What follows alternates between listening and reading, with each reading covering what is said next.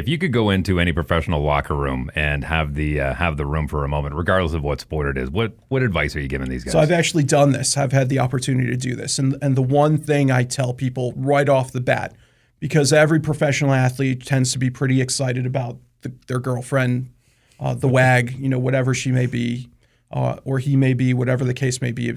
Obviously, there's a lot of female professional athletes as well. You got to know the divorce statistics. And the fact of the matter is, the national divorce statistics for regular people, Joe's off the street, is just under 50%. I think it's actually about 47% for first-time marriages.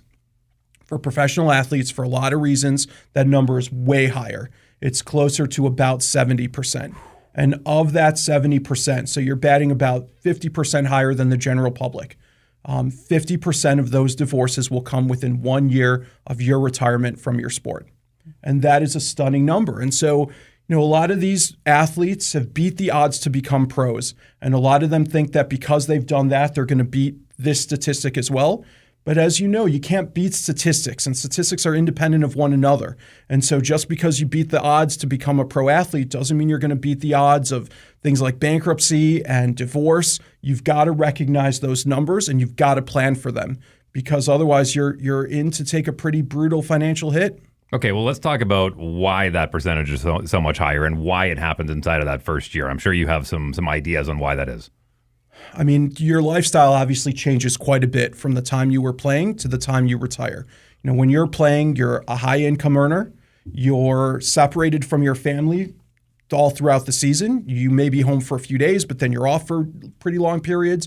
And so you don't have a traditional family structure where you're sort of seeing your family every night and then leaving in the morning. That's just not how it is.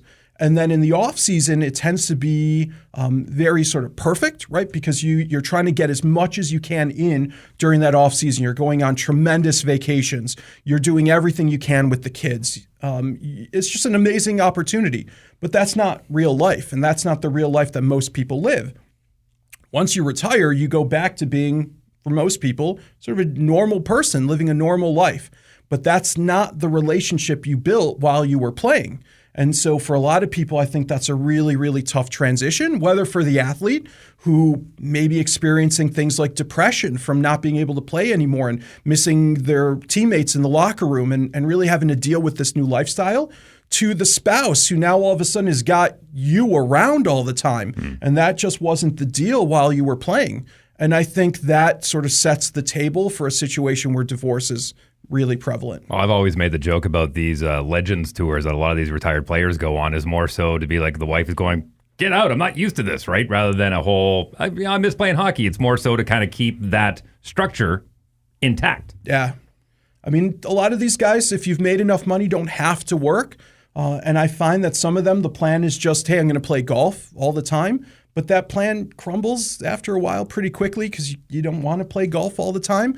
And you just don't have that outlet and you don't have that passion like you did for the sport that you've played since you were 2 years old. And it's really hard mentally for guys. Is it to some degree like the woman that you married sees you now post-retirement, all the success, all the accomplishments, that's why she wanted to be with you in the first place because she wanted the best. She got the best, in the words of Kiss.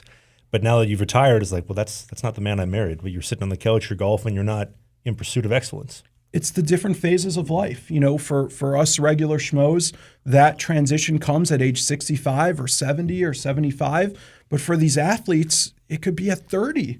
And all of a sudden, you worked so hard on this one thing to reach the pinnacle, the 1% of 1% of 1% to be a pro athlete, and then it's just over. And the paychecks end. And now you've got to find that next thing at age 30. When you have focused 100% of your efforts to be a pro, that's really hard.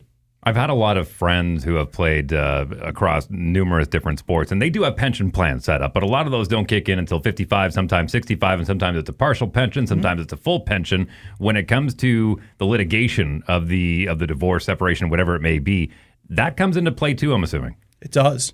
So you can get a divorce decree that says half of the pension eventually will come to that former spouse. So that's all on the table. And that comes under the guise of anything that's accumulated financially during the relationship is on the table. And in some cases, here in Canada, you've got the Family Law Act. And so you could have cohabitation rights and all sorts of other things. I mean, when we do prenuptial agreements for some of these guys and women, we've got to look at all the various jurisdictions, especially when you're talking about an NBA or NHL player, where you're talking about different states, different provinces, 2 different countries. Those are pretty impactful documents. And it's one of those things where you talk about getting lawyers involved. You got this prenup that's this thick because we've got to talk about all the different cities where you could get traded to or sign, where we've got to account for those laws. And it's brutal. What exactly is this this Families Act that you mentioned? Yeah, I mean, so if your girlfriend lives with you and you're carrying on as a family, even if you're not married, that can entitle your boyfriend, girlfriend to certain rights, including financial rights. Is there a period of time that has to go by? I don't think so. It's day one, you move in, We do a hockey podcast called Sling the Biscuit every single Sunday. The clips, the bite-sized chunks are right here. Only the hits, the full-length show, which you don't want to miss, is right here. That's Dave. I'm Travis. We'll see you soon.